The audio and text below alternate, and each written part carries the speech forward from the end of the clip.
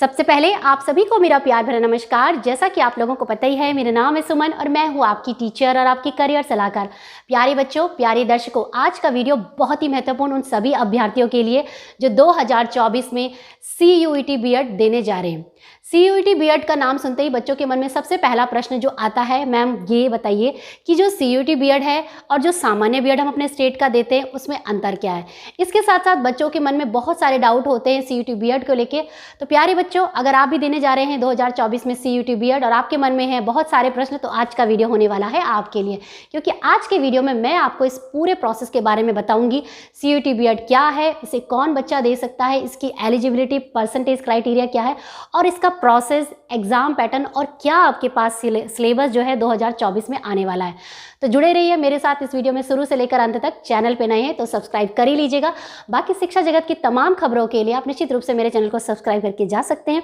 बाकी किसी भी बच्चे को अगर कोई करियर हेल्प चाहिए तो 199 रुपीज़ पे करके मुझसे फ़ोन पे बात कर सकते हैं। यहाँ पे मैं बताना चाहूँगी कि जो भी बच्चे उत्तराखंड की हेमवती नंदन बहुगुणा गढ़वाल यूनिवर्सिटी, बनारस हिंदू यूनिवर्सिटी या दिल्ली यूनिवर्सिटी के लिए 2024 में CUET बीएड टारगेट कर रहे हैं, तो निश्चित रूप से वो इस वीडियो को देख सकते हैं और बाकी मेरे आने वाले सभी वीडियो के लिए मेरे चैनल को फॉलो और सब्सक्राइब करके जा सकते हैं।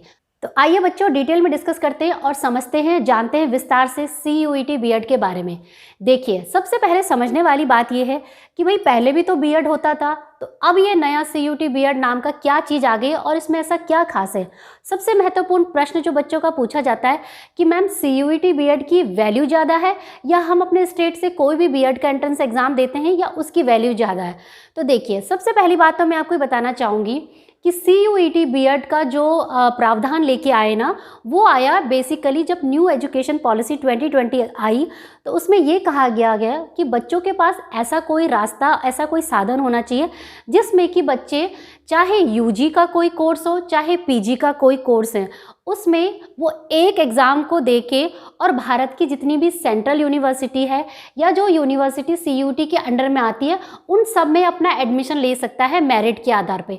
होता क्या था पहले, जैसे उदाहरण के लिए मान लीजिए कोई उत्तराखंड का बच्चा है, उसको दिल्ली यूनिवर्सिटी में भी बीएड अच्छा लग रहा है, उसको बनारस हिंदू यूनिवर्सिटी में भी अच्छा लग रहा है, जम्मू की जो सेंट्रल यूनिवर्सिटी है उसके लिए भी अच्छा लग रहा है उसे बीएड, तो वो इस कन्फ्यूजन में रहता था कि वही कैसे इसमें एडमिशन लिया जाए। तो होता क्या था पहले कि पहले हर एक यूनिवर्सिटी के लिए अपना अपना एंट्रेंस एग्जाम देना पड़ता था बीएड के लिए। तो CUET ने क्या कर दिया, उन्होंने उन सारी चीज़ों को बंद कर दिया और कहा कि बच्चों के लिए एक रास्ता होगा, एक एग्ज़ाम होगा, चाहे जम्मू कश्मीर से कन्याकुमारी तक या अरुणाचल से गुजरात का कोई भी बच्चा है, वो इस CUET एग्ज़ाम को देके भारत की किसी भी सेंट्रल यूनिवर्सिटी में या जो CUET के अंडर में आती है वहाँ पे अपना कोई भी UG और PG कोर्स को करने के बारे में सोच सकते हैं। तो वही चीज़ हुई बच्चों बीएड में भी। बीएड क्या होता था अभी तक, जितने भी स्टेट होते हैं अपने अपने यहाँ पे जो भी उनकी स्टेट यूनिवर्सिटी होती है वो अपना बीएड एंट्रेंस एग्जाम कराती है। लेकिन अब आप चाहे किसी भी स्टेट के रहते हो, आप CUET को देख के आप किसी भी स्टेट से और किसी भी यूनिवर्सिटी से बीएड कोर्स करने का सपना दे सकते हैं। तो ये है सबसे पहले बच्चों CUET बीएड, ठीक है। अब जानते हैं वन बाय वन, हम पॉइंट में समझेंगे कि CUET बेसिकली है क्या। तो CUET की जो फुल फॉर्म है वो है central university common entrance test, या इसको आप समझ लीजिए कॉमन यूनिवर्सिटी एंट्रेंस टेस्ट, ठीक है, ये इसकी फुल फॉर्म है। और ये जो एग्ज़ाम होता है 2 चरणों में होता है। UG यानी कि अंडर ग्रेजुएट प्रोग्राम, जिन्होंने भी BA, BSc, BCom या कुछ भी कोई भी अंडर ग्रेजुएट प्रोग्राम करना है वो इस एग्ज़ाम को देते हैं। दूसरा होता है इसका PG वाले चरणों में। तो जो बीएड का एंट्रेंस एग्जाम होता है ना, बच्चे कंफ्यूज होते हैं कि मैम बीएड तो बैचलर उसमें आता है तो UG में क्यों नहीं हो रहा है। भाई बीएड वालों का जो एग्ज़ाम होगा ना वो PG वालों के साथ होता है, ठीक है। तो 2 चरणों में ये होता है, UG और PG में। दूसरा आता है कि इसमें कौन बच्चा इस एग्ज़ाम को दे सकता है। तो देखिए, जैसा कि मैंने आपको ये बताया, ये एक कॉमन एग्ज़ाम है, इसे भारत का कोई भी बच्चा दे सकता है, ठीक है। कोई भी जो भी सेंट्रल यूनिवर्सिटी में अगर आपका कोर्स अच्छा है और आप उसे करने के बारे में सोच रहे हैं तो आप इस एग्ज़ाम को निश्चित रूप से देख सकते हैं, ठीक है। तो 2 टाइप की हमारे इंडिया में यूनिवर्सिटी है फिलहाल के लिए। वैसे तो बहुत सारी यूनिवर्सिटी है, डीम्ड यूनिवर्सिटी, प्राइवेट यूनिवर्सिटी, लेकिन फिलहाल मैं आपको बताना चाहूँगी कि सेंट्रल यूनिवर्सिटी है और स्टेट यूनिवर्सिटी है। तो मान लीजिए जैसे कि आप उत्तराखंड राज्य के, तो अगर आपने उत्तराखंड की हेमवती नंदन बहुगुणा गढ़वाल यूनिवर्सिटी के लिए बीएड एंट्रेंस एग्जाम देना है तो तब तो आपको देना पड़ेगा CUET। क्यों? क्योंकि वो जो यूनिवर्सिटी है वो CUET के अंडर में आती है। अगर आप उत्तराखंड के रहने वाले आपने दिल्ली यूनिवर्सिटी के लिए देना है तो भी आपको देना पड़ेगा CUET। लेकिन अगर आप उत्तराखंड के रहने वाले और उत्तराखंड की श्रीदेव सुमन यूनिवर्सिटी या शोभन सिंह जैना यूनिवर्सिटी या कोई भी अन्य यूनिवर्सिटी है तो उसके लिए आपको CUET देने की जरूरत नहीं। उसके लिए आपको स्टेट यूनिवर्सिटी का उनका जो अपना एंट्रेंस एग्जाम होता है ना, जो यूनिवर्सिटी कराती है, आपको वो देने की जरूरत है। तो यहाँ पे हमें एक चीज क्लियर आ चुकी है कि स्टेट यूनिवर्सिटी का बीएड भी आप दे सकते हैं, CUET का भी बीएड आप दे सकते हैं। वो आपके ऊपर निर्भर करता है कि आप कौन से वाले एंट्रेंस एग्जाम में बैठना चाहते हैं। यहाँ पे मैं बच्चों को बताना चाहूँगी कि मैं ये कहूँगी कि आप दोनों एंट्रेंस एग्जाम को दें, क्योंकि होगा क्या कि जो CUET का जो पेपर होता है वो थोड़ा टफ होता है, तो उसमें मेरिट थोड़ा हाई चले जाती है। कभी कभी आपके पास सीट नहीं रह पाती तो आपका मुश्किल हो जाता है एडमिशन। उस केस में आप अपने पास दूसरा ऑप्शन भी अपना ओपन रखिए, स्टेट का भी अपना बीएड का दे दीजिए, जिसमें भी आ जाएगा आप उसमें एडमिशन ले लेना, है ना। तो अब नेक्स्ट बढ़ते हैं हम प्रोसेस की, कि देखिए इसमें प्रोसेस क्या होता है।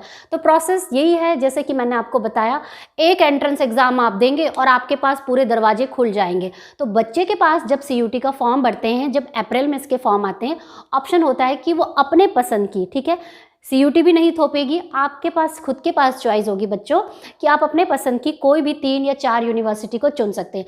तो और एलिजिबिलिटी क्राइटेरिया क्या है, कौन बच्चा इस फॉर्म को भर सकता है।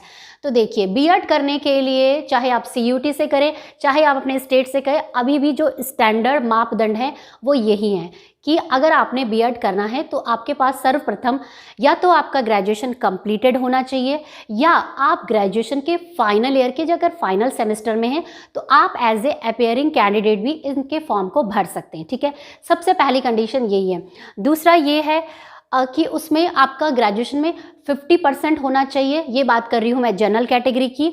अगर आप SC ST OBC है तो उनके लिए 5% की छूट होती है, ठीक है।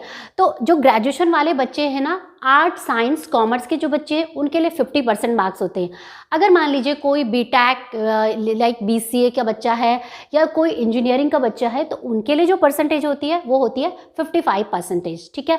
तो 55% होगी आपके इंजीनियरिंग के बैकग्राउंड के बच्चों के लिए, बाकी जिन्होंने आर्ट साइंस कॉमर्स है उनके लिए 50%। अब यहाँ पे बच्चों का प्रश्न ये आता है कि मैम यदि अगर हमारे ग्रेजुएशन में 50% अंक नहीं है तो क्या हम CUET बीएड नहीं कर सकते? क्या हमें अपने स्टेट का बीएड में एंट्रेंस एग्जाम देना पड़ेगा? देखिए बच्चों, यहाँ पे मैं आपको बताना चाहूँगी कि चाहे आप अपना स्टेट का दे या CUET दे, आपको 50% अंक लाने ही लाने हैं जनरल कैटेगरी के बच्चों को, अगर आपने बीएड करना है। यदि अगर आपके 50% अंक ग्रेजुएशन में नहीं है तो उस आधार पे जो बच्चे PG किया है ना, PG के आधार पे आप अपना बीएड का फॉर्म भर सकते हैं, ठीक है। तो नेक्स्ट बात आती है कि फ़ीस क्या है। देखो फीस का ये है कि अगर आपका CUET में हो जाता है तो आपका 10 और 15 हज़ार में 2 साल में आराम से आपका सरकारी सीट में बीएड निकल जाता है। अगर आपका प्राइवेट में नाम आता, प्राइवेट में अगर आप कहीं से करते हैं तो 1 लाख के आसपास आपका खर्चा आ जाता है। अब नेक्स्ट बात करते हैं कि बच्चों का ये प्रश्न होता है कि मैम CUET बीएड अच्छा है या स्टेट वाला बीएड अच्छा है। देखिए बच्चों, CUET बीएड करें चाहे आप स्टेट का बीएड करें, दोनों ही बीएड अपने आप में अच्छे। CUET में यह है कि सेंट्रल यूनिवर्सिटी में आपको एडमिशन मिल जाता है और स्टेट में आपकी जो स्टेट की जो लोकल यूनिवर्सिटी होती है वहाँ पे मिलता है। बाकी जो सिलेबस है और जॉब लगने के टाइम पे उसमें ऐसा कोई भी क्राइटेरिया अभी तक नहीं है, क्योंकि 2023 में तो बहुत सारी वैकेंसीज आई, केंद्रीय विद्यालय, नवोदय विद्यालय, बहुत जगह, तो वहाँ पर कहीं पर भी ऐसा मैंशन नहीं किया गया कि जिनका स्टेट से बीएड है उनको नहीं लिया जाएगा, जिनका डीम्ड यूनिवर्सिटी से उनको लिया जाएगा, ठीक है। तो ऐसी विचारधारा आप अपने मन में बिल्कुल ना रखें, अच्छे से अपनी पढ़ाई करें, अच्छे से अपने बीएड के कोर्स को समझें, उसके सिलेबस को समझें, किस तरीके से अच्छा टीचर बना जा सके उस पर आप फोकस करिए, ठीक है। क्योंकि आपको पता है कि टीचर जो है वो एक वो प्रोफेशन है जो कि सारे प्रोफेशन को जनरेट करता है, तो इसलिए आप लोगों के ऊपर बहुत बड़ी जिम्मेदारी है। इसके अतिरिक्त जो सबसे ज़्यादा प्रश्न बच्चों का मुझसे पूछा जाता है CUET बीएड को लेके, बच्चे ये पूछते हैं कि मैम अगर हम आने वाले भविष्य में CUET एंट्रेंस एग्ज़ाम ना दें, कोई स्टेट का भी बीएड का एंट्रेंस एग्ज़ाम ना दे, क्या हम ग्रेजुएशन के सीधे बाद डायरेक्टली किसी प्राइवेट यूनिवर्सिटी में जाके अपने खर्चे पे क्या बीएड कोर्स में एडमिशन ले सकते हैं? तो देखिए बच्चों, यहाँ पे मैं आपको सीधे सीधे हाँ तो नहीं बोलूँगी कि आप ले सकते हैं। देखिए ये प्राइवेट यूनिवर्सिटी वालों की अपनी प्रेरोगेटिव है, लेकिन एज ए गाइडलाइंस के हिसाब से या आपको ये बताना चाहूँगी चाहूँगी कि जो प्राइवेट यूनिवर्सिटी वाले भी होते हैं ना, उनके क्राइटेरिया यही होता है कि जो भी बच्चे हमारे यहाँ पे चाहे प्राइवेट में ही बीएड कर रहे हैं, उन्होंने कोई ना कोई एंट्रेंस एग्जाम निकाला हो, चाहे वो CUT निकाले या अपना स्टेट का मतलब अटेंड किया हो, चाहे आप उसमें फेल ही हो जाए या आपके नंबर कम आ जाए, उससे उन्हें कोई फ़र्क नहीं पड़ता, लेकिन उनके पास कोई ना कोई जो एंट्रेंस एग्जाम है वो उनके पास होना चाहिए, ठीक है। तो तभी वो उन बच्चों को प्राइवेट में एडमिशन देना प्रेफर करते हैं। इसके साथ साथ अगर आपके नंबर ठीक ठाक आए रहते हैं और अगर मान लीजिए सरकारी नहीं मिलती, तो आप यूनिवर्सिटी के पास भी कुछ स्कॉलरशिप या कुछ टाइप की जैसे बच्चों के लिए होती है कि भाई जिनके इतने ग्रेड मार्क्स आए उनको कुछ डिस्काउंट मिलेगा, तो वो आप तभी एलिजिबल होंगे और तभी उसको क्लेम कर सकते हो जब आपने इन दोनों में से कोई भी एग्जाम दिया हो। तो ठीक है, खाली ब्लैंक होके ग्रेजुएशन करके सीधे बीएड के पीछे मत भाग जाइए प्राइवेट यूनिवर्सिटी में। एटलीस्ट आप इस एग्जाम को देखिए, उसके पैटर्न को समझिए और समझिए कि किस तरीके से बीएड के में जो टीचर बनने के लिए एक्सपेक्टेशन है वो रखी जाती है, ठीक है। अब बात करते हैं बच्चों की एग्जाम पैटर्न की, कि इसमें एग्जाम पैटर्न होता कैसे और किस प्रकार का एग्जाम इसमें पूछा जाता है। तो देखिए, एग्जाम पैटर्न की अगर मैं बात करूं तो CUET बीएड का जो एग्जाम पैटर्न है, जैसा कि आपको पता है कि ये शिक्षण पद्धति से संबंधित आपका ये एग्जाम होता है। तो सबसे पहले तो मैं आपको ये बताऊं कि इसमें ना जब आप बीएड का फॉर्म भरेंगे उसमें बहुत सारे अलग अलग कोड आते हैं, जैसे BHU का अलग कोड आता है, बनारस दिल्ली यूनिवर्सिटी का अलग कोड होता है। तो कोड के हिसाब से और आपके स्ट्रीम के हिसाब से आपका जो एग्जाम पैटर्न होता है वो सेट होता है। तो पिछले बार का कोड था जैसे COQ P03 4 5 6 7 इस तरीके से। तो बेसिक एग्जाम पैटर्न आप समझिए, बस उससे आपको आइडिया लग जाएगा। 400 नंबर का ये आपका पेपर होता है, इसमें 0.25 की नेगेटिव मार्किंग होती है, ठीक है। और इसमें 2 पोर्शन आते हैं, सेक्शन A जो कि आपका 25 क्वेश्चंस आते हैं, ठीक है, और सेक्शन B जो आता है वो इसमें आता है 75 क्वेश्चन। तो कहने का तात्पर्य ये है कि जो ये क्वेश्चंस आते हैं ना 75 क्वेश्चन, ये आता है आपका डोमेन स्पेसिफिक, यानी कि कहने का मतलब ये है कि जिस सब्जेक्ट में जैसे आपके आर्ट, साइंस, कॉमर्स इत्यादि के बच्चे होते हैं तो उस हिसाब से ये पैटर्न सेट होता है। लेकिन अभी तक यही है कि कॉमन पेपर आता है, कुछ क्वेश्चंस जो होते हैं वो इसमें समराइज कर दिए जाते हैं। बट बेसिक अगर सिलेबस की अगर मैं बात करूं तो देखिए, इसमें इंग्लिश आपसे पूछा जाता है, हिंदी आपसे पूछा जाता है और आपसे टीचिंग एप्टीट्यूड आपसे पूछा जाएगा, ठीक है। डिपेंड करता है कि आपका कोड क्या है, मतलब कि आप भविष्य में अच्छे टीचर कैसे बनेंगे, उससे संबंधित इसमें क्वेश्चंस आते हैं। बाकी देखिए, आपका हो गया हिस्ट्री, ज्योग्राफी, इकोनॉमिक्स, पॉलिटिकल इत्यादि। अब बच्चे पूछते हैं कि मैम जीके आएगा या नहीं आएगा, तो भाई मुझे ये बताओ कि जीके क्यों नहीं आएगा। अब हर चीज़ जीके बन चुकी है, अब जीके जैसा तो कोई बात ही नहीं रह गई। जैसे मान लीजिए कि अगर आपका इको है तो इको अगर आपने कभी पढ़ी है तो वो आपको ये नहीं पूछेगा कि कौन से सन में भारत की जीडीपी कौन सी थी, है ना।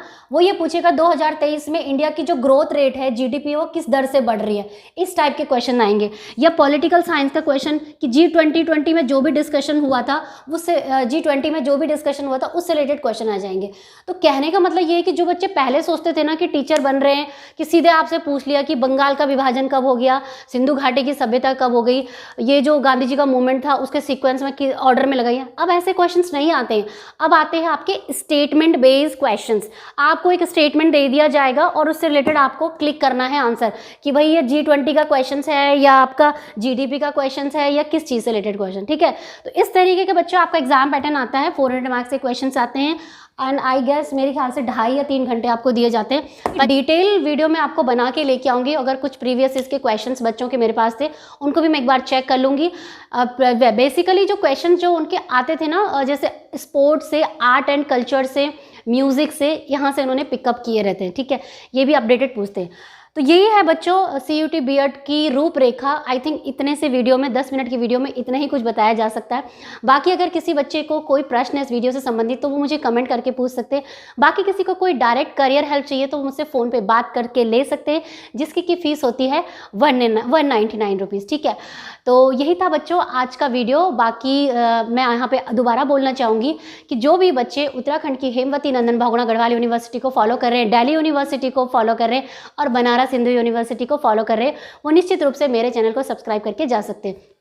क्योंकि 2024 में जैसे ही CUT की बाढ़ आती है ना, तो बच्चों के बहुत सारे क्वेश्चंस, डाउट वगैरह आते हैं, तो वो सारे डाउट आपको मेरे चैनल से और मेरे से डायरेक्टली बात करके पता चल पाएंगे। तो बस बच्चों यही था आज का वीडियो। आई होप कि ये वीडियो आपके लिए बहुत ही हेल्पफुल रहा होगा। इस वीडियो के माध्यम से आपकी कोई ना कोई एक छोटी सी हेल्प ज़रूर हुई होगी। अगर हुई है तो चैनल को सब्सक्राइब करिए जल्दी जल्दी। बाकी मैं अपने चैनल के माध्यम से लगातार आप लोगों तक टीचिंग और लर्निंग से संबंधित काफ़ी महत्वपूर्ण वीडियो पहुँचाती रहूँगी। तो वीडियो देखने के लिए बहुत बहुत धन्यवाद। मिलेंगे मेरे कुछ नए अच्छे इंटरेस्टिंग वीडियो के साथ। तब तक के लिए जय हिंद, जय भारत। धन्यवाद। सत्यमेव जयते। धन्यवाद। जय हिंद।